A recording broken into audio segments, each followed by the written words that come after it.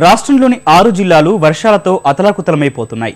నిన్నటి వరకు నీటి ఇబ్బందులతో తంటాలు పడిన అన్నదాతలను 4 రోజులుగా గాలులు, వడగళ్లతో కూడిన వానలు ముంచేస్తున్నాయి. ఇప్పటికే అధికారులు క్షేత్రస్థాయిలో నష్టం అంచనా వేస్తున్నారు. వ్యవసాయ శాఖ మంత్రి ప్రత్తిపాటి పుల్లారావు విపత్తుల నిర్వహణ అధికారులతోనూ, వ్యవసాయ ఉద్యాన శాఖల ఉన్నతాధికారులతోనూ పరిస్థితులను సమీక్షిస్తున్నారు. పంట నష్టం కోట్లలో ఉంటుందని అంచనా వేస్తున్నారు. రాయలసీమ జిల్లాలో వడగండ్ల వాన కారణంగా పంట నష్టపోయిన ప్రాంతాలను వ్యవసాయ శాఖ మంత్రి ప్రత్తిపాటి పుల్లారావు సందర్శించి పంట నష్టాన్ని స్వయంగా పరిశీలిస్తున్నారు. రైతులకు 45 రోజుల్లోగా పరిహారం అందించనున్నట్లు ప్రత్తిపాటి తెలిపారు. అనంతపురం జిల్లా రామగిరి మండలంలోని పంటలు నష్టపోయిన ప్రాంతాల్లో మంత్రి సునీతతో కలిసి ఆయన పర్యటించారు. పండ్ల తోటలతో పాటు వరి పొలాలను సందర్శించి బాధిత రైతులతో మాట్లాడారు. పంట చేతికొస్తుందనుకున్న సమయంలో అకాల వర్షంతో అంతా తుడిచిపెట్టుకుపోయిందని రైతులు ఆవేదన వ్యక్తం చేశారు. రైతులకు ధైర్యం చెప్పిన మంత్రి తప్పక ఆదుకుంటామని భరోసానిచ్చారు. రేపట్లోగా పంట నష్టం నివేదికలు సిద్ధం చేయాలని అధికారులను ఆదేశించారు.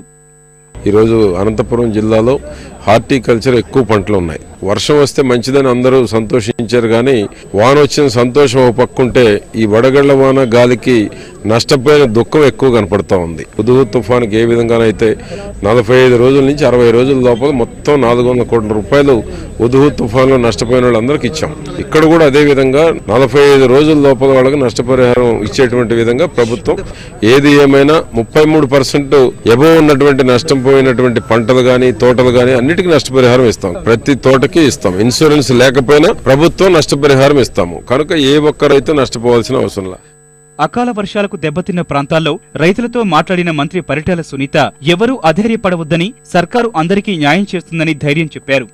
వడగండ్లబడి అరటి తోటలు, బొప్పాయి, వరి, అదేవిధంగా టమోటా, పచ్చిమిరపకాయలు, పత్తి, చీనాకాయలు, లిల్లీ పూలు, ఇలాంటివన్నీ రకరకాల పంటలు కూడా రైతన్నలు పెట్టింటే అన్ని పంటలు కూడా ఈ రోజు మనకు లాస్ జరిగింది.